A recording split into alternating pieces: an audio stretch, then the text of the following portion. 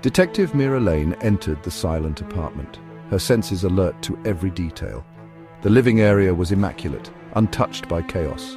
In the kitchen, a cup of coffee sat cold on the counter, yet the air was thick with the scent of fresh brew.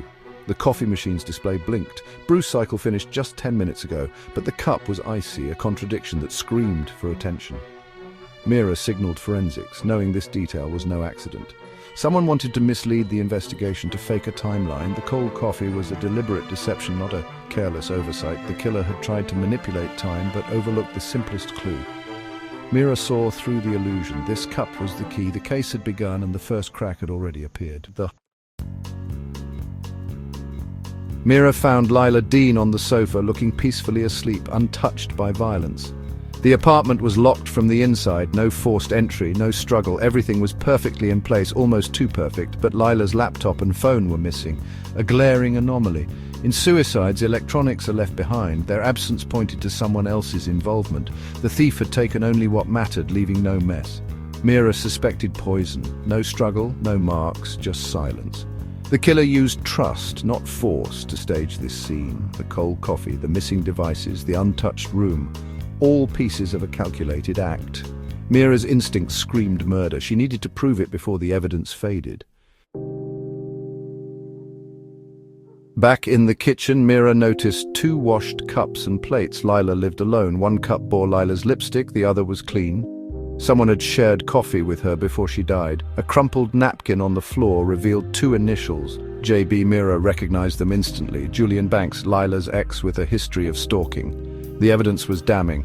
Julian had been in the apartment despite a restraining order. He'd likely lured Lila into a final meeting, poisoned her, then cleaned up. He took her electronics to erase their connection, but he missed the napkin and the cold coffee. The illusion of a peaceful death was shattered. Julian wasn't a ghost, he was a desperate killer. The narrative was coming together. Mira's team pulled security footage. Nothing at the front, but the back alley camera caught a hooded figure escaping down the fire escape.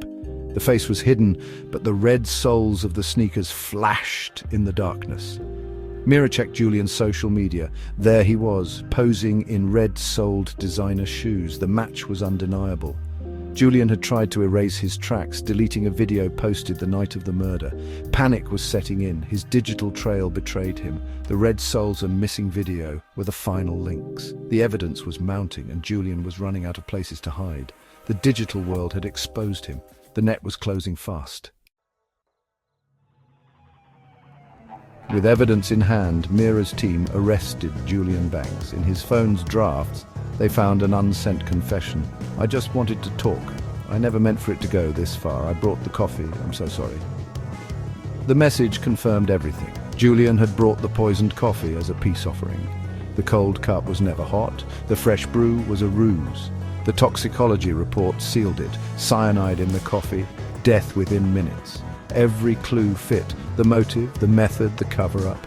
Mira reflected, it wasn't high-tech forensics, but a cold cup of coffee that cracked the case. Julian's plan unraveled by a simple observation. The cold coffee was the story.